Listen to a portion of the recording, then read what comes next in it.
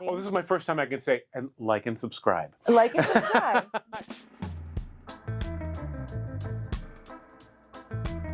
Welcome to our Northeastern Illinois University Business Innovation and Growth Center sit down with Michael Downey, the creator of Maldorf the Malicious. And we today are going to discuss a really fun class lab project that Michael worked on and with our students in a marketing capstone class with Dr. Garo Gopian. So you may be wondering what, in fact, is Maldorf the Malicious, or should I say who Maldorf the Malicious is. And well, on your YouTube channel, you describe it as I might not get this word right, phantasmagoric sleigh ride through the mind and Thesaurus word of the day, right? Yes, mind and experiences of a 1,200-year-old wizard, which is quite fun. Right. So tell me the background of this creative work, this character. Yeah. And how long you've been working on it, and the class project that you brought to our students. So originally the character was conceived with myself and a very good friend of mine, Chicago area playwright Emily Schwartz. And she wrote a play called The Dead Prince, which was produced in Chicago. It's one of the theaters that helps produce new works. And so the play was called The Dead Prince, and the character was something that, she created and we worked on together through the production, and a lot of fun. It's a parody of all the sort of like wizard tropes.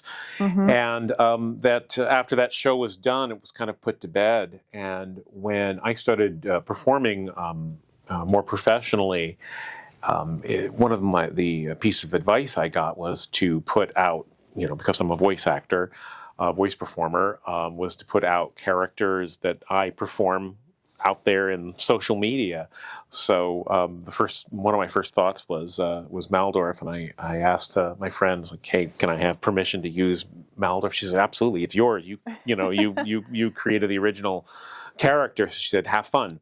And I started doing these videos, and it was something that I had fun doing. It never saw it as a bigger project, as trying reach a huge audience. It was more of a way to interface with producers.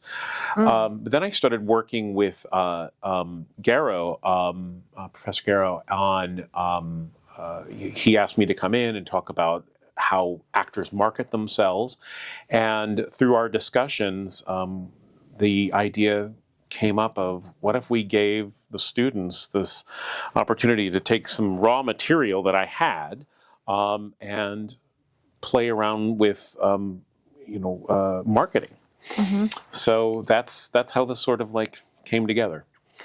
Although I've watched the YouTube, I don't know if I would call it raw material. You do quite a lot of post editing yes. on it with very fun transitions and backgrounds, and so what I'm looking for, like fire, fire special effects and special effects, yes, sure, yeah. So that's quite fun. Yeah, it is. It's a lot of fun to do that, and certainly if you look at my social media, you'll see like 15 followers, 25 followers, and I know that's the big thing of you want to get something out there, is having a multitude of followers. So when I say raw material, we have in terms of marketing, there is potential. Mm-hmm. That's probably a better word than raw material. Is there's potential for this thing, and I think that was the main thrust of this assignment, is how can this thing that exists, this creative piece exist, how can we market this to reach a wider audience? Yes. And the question popped up is, who is our audience? Who are we going after? And that's, if you look at large productions, if you look at Marvel, you look at almost anything that you see on television, anything you see in film, this isn't just written in a vacuum of, we would love it. As artists, we'd love it if it's just we were able to create and just put it out there and say, Go. enjoy, go, do, be free. But it takes money to make these things. And the goal, one of the foundational goals of anything that's produced on a professional level has to be, how do you sustain this thing? How do you pay for it? And how does it reach a large audience? And there are marketers that sit down with this material and ask themselves, who are we trying to reach? Who is our target audience? What demographic are we going after? One of my first jobs, years ago when I lived in Los Angeles, I worked for a couple of the studios, and entry-level job, but we were given movie tickets to get people to come see screenings. So I was given, okay, here you go. Today you are looking for males between the ages of 18 and 35. Go to these spots, hand out these movie tickets to get them to come see this film so we can get their opinion on this film. And that opinion I guess you wouldn't call that pre-production. It's still sort of pre-production, mid-production. That can affect how, maybe a line is pulled back, maybe a special effect is pulled further. So these are things that definitely get instituted when you're looking at producing anything professionally. So there's a real opportunity here. Yeah, that's excellent. There is quite a lot of behind the scenes, customer acquisition. Yes. Understanding the target market. How do you appeal to a larger crowd, especially with these very large productions that are in it for millions and millions of dollars. Millions. But on in the space that you are with YouTube and on other socials, you're still thinking about, how do I sustain this? Can it grow? Will it grow? To what extent am I doing this, right? Yeah, because you have a full-time job. This is a passion project for some extent, although you did share, right, you used it for talking to producers. On that note, what is the feedback about Maldorf from producers? The only real feedback that I've gotten so far, and this actually has helped me secure a few auditions, are some of the producers that have seen that I've worked with professionally. I'm connected with them on social media. They see that, they love it, and they're like, "Oh, hey, you can do this kind of a character." So I've gotten called in on a few auditions. I've been requested for a few auditions because of some of the stuff that I've done on social media. They've seen it, and That's excellent. Yeah. So there is a personal value definitely as well. Yeah. So after you talked with Dr. Agopian about this opportunity, what were your expectations going into this class lab project as you thought about the audience you were currently reaching with Maldorf and maybe who you want your audience to be or to increase?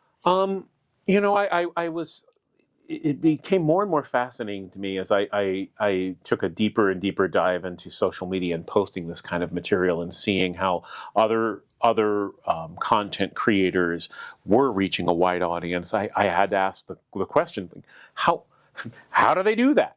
How do they reach that? There's some things with algorithms and when things are put out, and other metrics that are kind of beyond my pay grade, so to speak. But certainly there are so many questions in terms of what it is. Here's an interesting thing. On TikTok, there is a program that you can use that will tell you when an audience, if your video is in a rotation, or the things that you've created is in a rotation, it'll give you this interesting data that says this is when they shut it off. And or how long they're viewing it. Yes. And I had one of my things, it must have been in the rotation that day, and I'm not exactly sure what the terminology is, but it was seen by a larger audience. The weird thing was that here I got 20,000 views, but everyone shut it off after 2 seconds. And I'm like, well, that had nothing to do with my performance because it's just a blank screen for 3 seconds and then it started. Well, it just happened to be in rotation that day and it had nothing to do with the actual material. I just lucked out and I got 20,000 views on something that wasn't even ever watched. And so then the next question came to me. It was like, well, I need to create some kind of, as soon as the video is up, there has to be something visually interesting and it has to, immediately explode into life. So I created this new intro for it.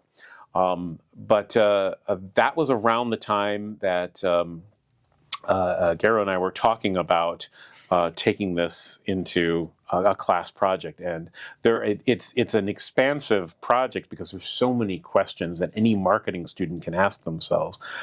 Who is this for? How do we get people's attention?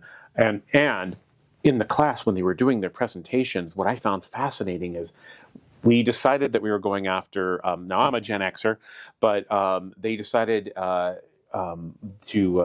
focus on going after millennials. And every presentation dealt with what are millennials, through surveys, what are millennials looking for in material? Why are they looking for it? And that started to guide immediately.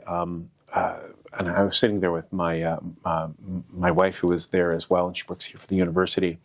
And we talked afterwards. Like, it just gave us so many different ideas of what could get people's attention in this demographic. But we didn't think of it that way. We didn't think about focusing on a demographic. We didn't think about, well, we need to do these kinds of we need to cover these kinds of topics. We were just going with stuff that we found funny. But once you see this list of all the things that they find this generation tends to statistically find more interesting, we weren't encumbered by that. We weren't slowed down by that. We in fact, we were revved up. Yeah, there's so many different ideas, so many different ways of going in that. And in fact, it fueled our creativity, which is, you talk about marketing and it sounds like, marketing, the money, keep the shareholders happy, those things. I wish I had shareholders, but keep them happy. And it seems like it's a constrictive thing, but in this case, there's freedom within the form. And I think that's one of the things that the project revealed to me as an artist is there's an opportunity. There's an opportunity to reach a wider audience. I mean, I want this material to be seen. So I think this is one of the ways to do it. On that note, right, this is not your first class project. We've talked previously about an AI project. So why do you like to work with our students? NEIU as an institution is, there's no denying it, is one of the most diverse universities around. Diverse by cultural background, but diverse in terms of also ways of thinking. And so you're thinking not in just one isolated way. You're thinking in a multitude of different ways and a multitude of different approaches. And that was proven the other day when I sat, my wife and I sat and watched the presentations. Things I would not have even begun to think about. Ways of thinking that it would not have even occurred to me. And I think that is something that makes this institution in particular marvelous, is that you have people from just every different walk of life and way of thinking. What you're doing with Maldorf, right? It takes a lot of energy and thought and creativity and thoughtfulness. And you have to carve out these little nooks and crannies of time to say, okay, I want to grow this. I don't know how to necessarily, right, but I know there's opportunity. And it's these collaborations, our students get to work on real problems, real issues, come up with solutions, and have enough of substance there where, you can move forward with one or two things really easily. Yeah.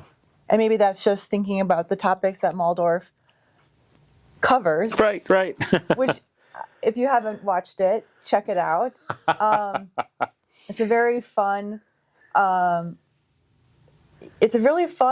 like you said, sleigh ride of Maldorf, that he responds to these questions that the listeners send in, and comes up with an evil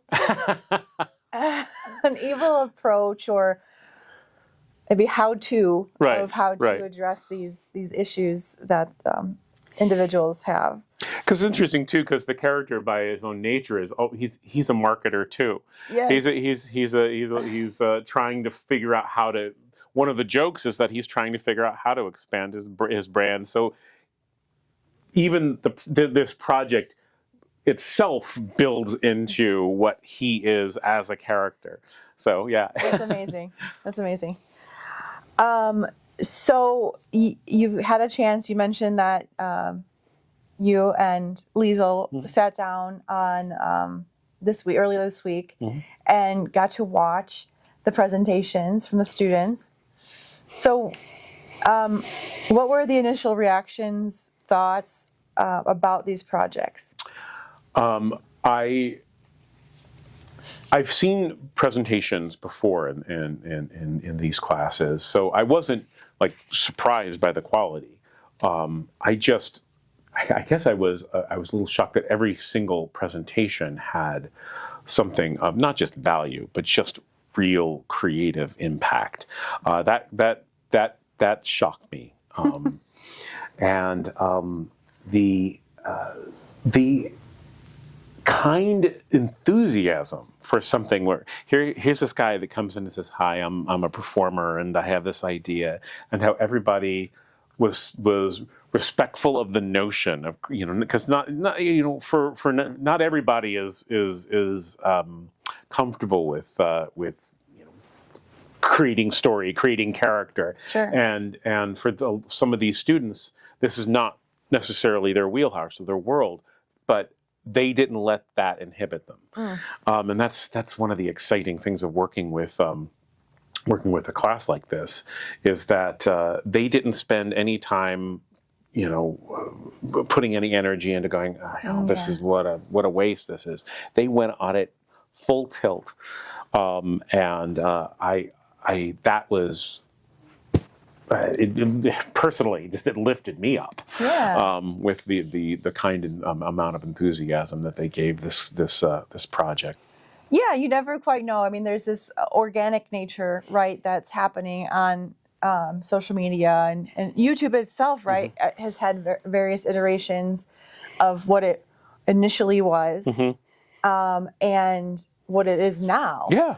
So much like these opportunities where you think it's, you started as a outlet for a cross kind of promotional outlet for your voiceover acting, your relationship with producers, also just like fun. I mean, I watch it, I could just tell you're enjoying the experience. You're not having fun doing it, then right. We talked about the fact that Maldorf is open to rebranding. As you go through this transition with the character or iteration, how do you think he's going to feel about talking to the millennial, populace?